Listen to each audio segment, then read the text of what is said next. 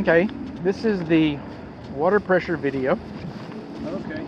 This is our water meter. We're out here by the curb. There's our water meter right here. This is an analog. Okay, so that's a home inspector's dream. See that little triangle right there? That's a flow indicator. Some people call it a cheater wheel or a cheater paddle. It's very sensitive. If that's moving, you have a leak. Go find your leak.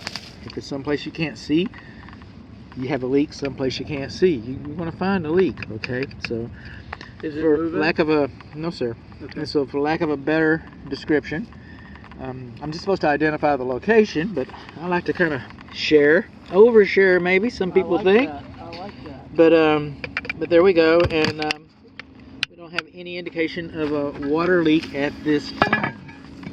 Now, right behind the meter, closer to the house. This out. Here we go.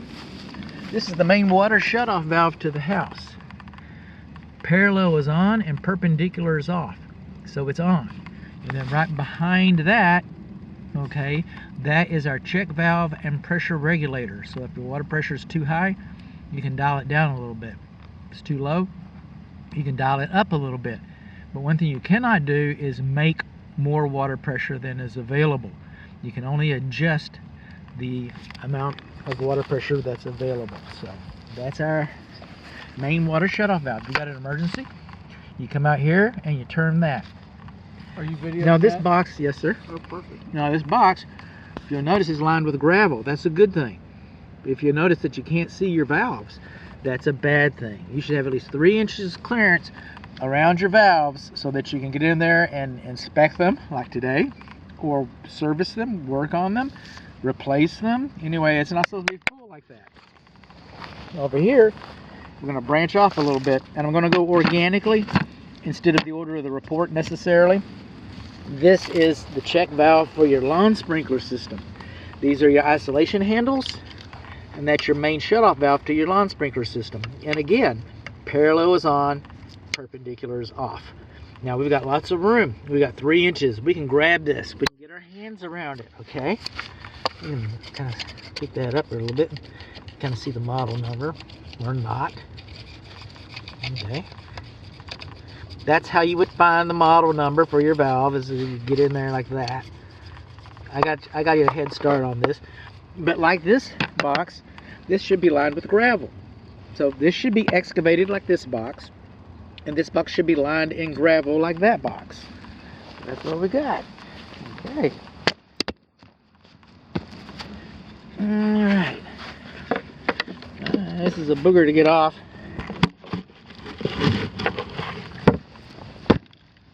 But it went right just fine. Right on, good. So coming along over here, these are our main sewer cleanouts. So we got a double cleanout, which is a good thing. You put your rotor-rooter, your snake, your auger, call it what you will. You put it in here, it goes into the house, and you get all the dookie out, and then the drain comes down. Or if you got a problem farther down the street, down the block, you put your auger in here, and it goes that way, out there, pushes the dookie on down, and then everything's draining like it's supposed to. And the reason why we do a double like that is so you don't have a dead spot in the middle. And are those weep holes? Those are weep holes. Okay. I'm coming on along over here.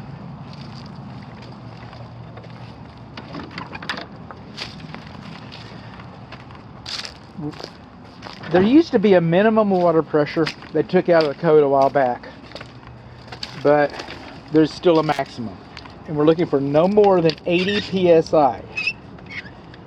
And okay, so we got about 65 psi. Can you see that? Yeah. I don't know if I can see that. Okay, 65 psi. We're supposed to let this sit for a few minutes. That's why I'm holding this screwdriver, so I won't forget it. I had to drive out to Forney and get it one time. Go back out to Forney one time and get it. You live in Forney? No, that was the bad part. That's where I left it. So we're moving on along over here. We got our cleanouts.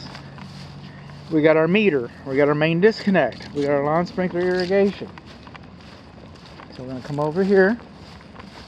while we're at it, because we're attaboys.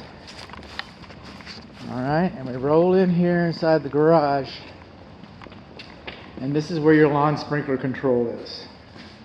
Right there. We come past this water damage down here.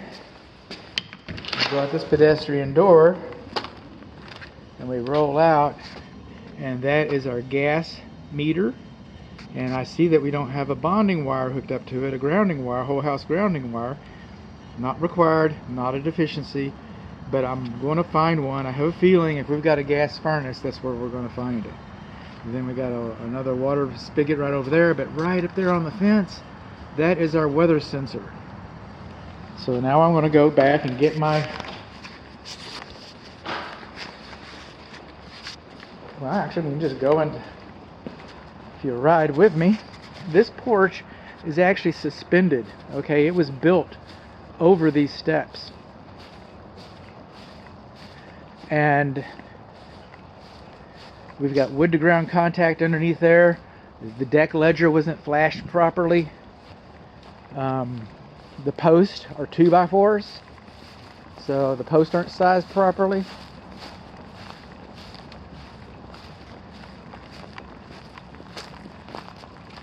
All this is supposed to be secured every 12 inches.